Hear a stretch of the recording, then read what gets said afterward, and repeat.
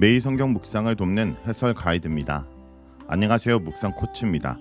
함께 읽고 나눌 말씀은 역대상 17장 1절에서 15절까지 말씀입니다. 이 부분은 사무엘하 7장과 거의 동일한 평행 본문입니다. 언약궤를 예루살렘에 있는 다윗 궁전으로 가져온 다윗은 성전 짓기를 원하고 이것을 나단 선지자에게 물어봅니다.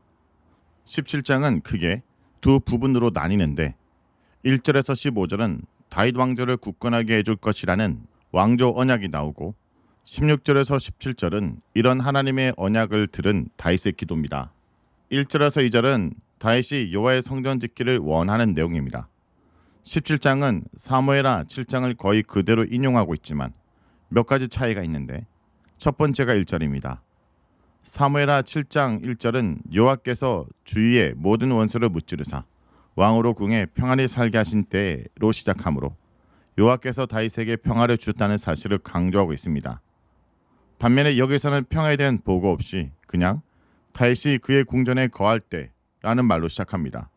역대기 저자는 다윗을 피를 많이 흘린 전쟁의 사람으로 평가하고 있으며 이어지는 18장부터 다윗이 전쟁하는 이야기가 나오기 때문에 이 부분을 삭제한 것으로 보입니다. 대신 역대기는 솔로몬을 평화의 사람으로 평가합니다. 다윗은 자신과 여호와의 언약궤와 백향목 궁전과 휘장을 대조함으로 여호와의 법궤가 놓인 곳이 임시적이고 누추하다라는 점을 강조합니다. 역대상 16장 1절에 따르면 언약궤는 장막안 휘장 뒤에 있을 것입니다. 백향목은 고대사에서 가장 좋은 건축 자재로 백향목 궁은 매우 고급스러운 궁을 의미합니다. 후에 솔로몬의 궁도 백향목으로 지어집니다. 다윗은 자신은 너무 좋은 곳에 살고 있는 반면에 여호와의 보좌를 의미하는 법궤가 너무 누추한 곳에 있는 것에 대해 하나님 앞에 송구한 마음을 가졌습니다. 이것은 자신에게 큰 은혜를 주신 하나님께 대한 인간의 자연스러운 마음으로 우리는 다양한 방법으로 이런 하나님께 대한 감사를 표현하려고 합니다. 이런 다윗의 말에 나단 선지자는 하나님이 왕과 함께 계시니 마음에 있는 바를 모두 행하라 라고 대답합니다. 이것은 하나님께 묻지 않은 나단의 생각이며 그는 지금까지 하나님께서 다윗과 함께 하셨고 다윗을 사랑하시기 때문에 다윗이 성전 짓는 일도 허락할 것이라고 생각합니다. 여기서 나단 선지자는 다윗의 질문에 하나님의 생각을 물어야 하는 선지자로서의 직무를 게을리하고 간성에 따라 대답합니다. 진정으로 하나님과 동행하는 사람은 모든 일에 하나님의 뜻을 찾고 행동해야 합니다. 3절에서 15절은 나단에게 임한 하나님의 신탁입니다. 이 단락은 나단에게 임한 하나님의 신탁 부분으로 하나님 말씀을 직접 전달하고 있습니다. 여기서 하나님은 다윗의 성전 건축을 허락하지 않으시지만 그 대신 다윗 왕조를 세워주시고 다윗의 후손에게 성전 건설을 허락하십니다. 나단의 생각과 달리 그날 밤에 여호와께서 나단에게 나타나셔서 세 가지 신탁을 주십니다. 4절에 여호와께서 이렇게 말씀하셨다라는 것은 하나님께서 선자에게 신탁을 주시는 전형적 표현이며 이 문구 다음에는 하나님께서 함께 하신 말씀이 직접 합법으로 나옵니다.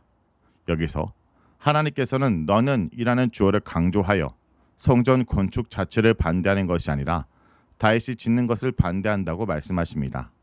여기서는 내가 나를 위해 내가 살 집을 건축하겠느냐라는 수사 의문문으로 부드럽게 거절한 사무엘하 7장 5절과 달리 여기서는 직접적이고 분명하게 절대 짓지 말라는 명령을 하십니다.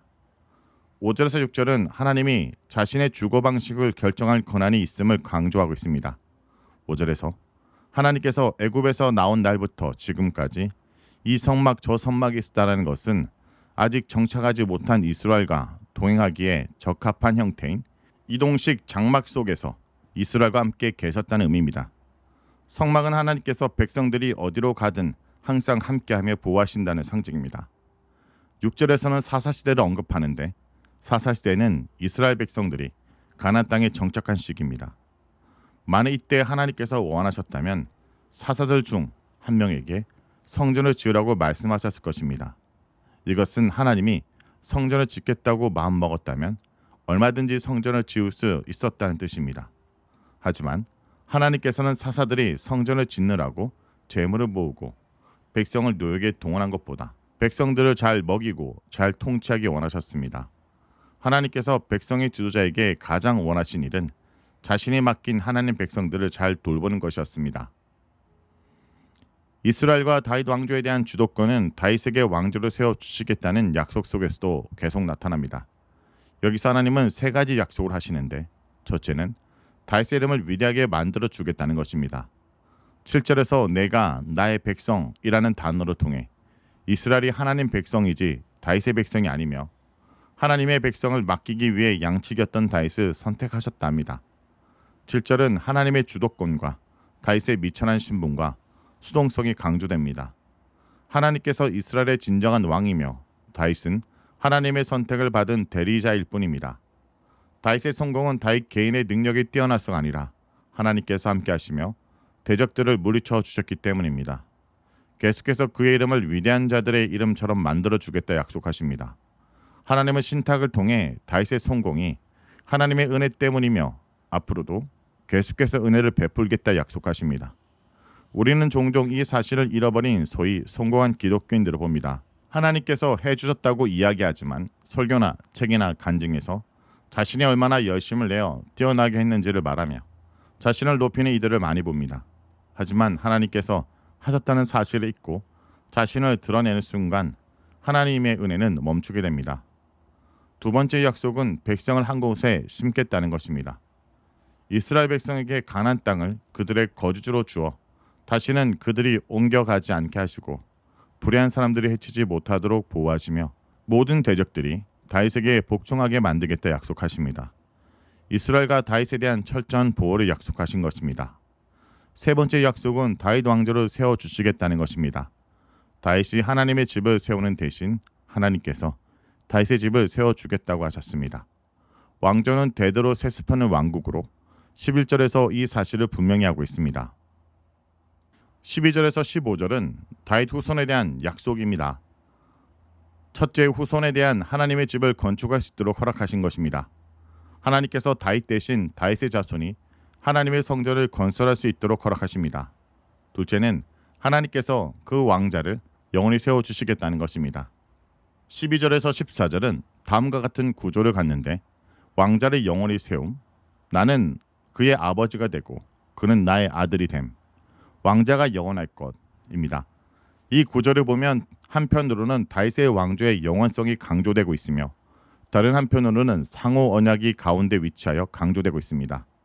이 부분이 사무엘하 7장과 다른 점은 잘못했을 때 징벌이 빠진 것입니다. 역대기 저자가 솔로몬을 성전을 건설한 이상적 왕으로 여겼기 때문에 솔로몬에게 부정적으로 작용할 수 있는 요소는 생략됩니다. 또 다른 차이점은 사무엘하 7장 16절에서 내 집과 내 나라라고 표현하는데 14절에선 내 집과 내 나라로 표현한다는 것입니다. 하나님께서 다윗 왕조를 세우시는 목적이 하나님의 집과 하나님 나라를 위해서라는 점을 분명히 밝힙니다. 오늘 말씀에서 다윗은 하나님의 집 건축에 대한 소원을 선지자 나단에게 도로합니다. 하나님의 계가 자신의 백향목 궁보다 못한 희장 아래 있음을 안타까워합니다.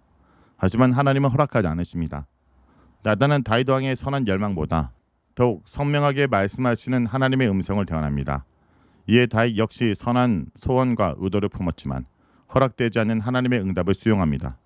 때로 하나님은 우리 안에 소원을 두고 행하기도 하시지만 언제나 말씀 속에서 확실한 뜻을 나타내시고 우리를 인도해 가십니다.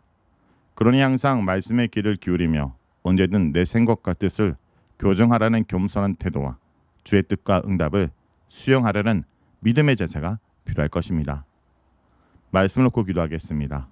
주님, 오늘도 우리가 세운 계획이 바른가 돌아보게 하시며 우리의 성취가 하나님부터 비롯된 것인지 깨닫게 하여 주옵소서.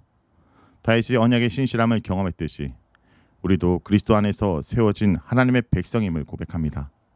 우리의 우선순위가 하나님과의 관계에 놓이게 하시고 우리가 속한 공동체와 가정 안에서 경청과 사랑으로 섬기게 인도하여 주옵소서. 오늘 이 시간 성전이 아닌 주님의 임재가 우리 중심에 있기 원하며 우리의 삶과 계획이 오직 주님을 향하게 하옵소서. 예수님의 이름으로 기도합니다. 아멘.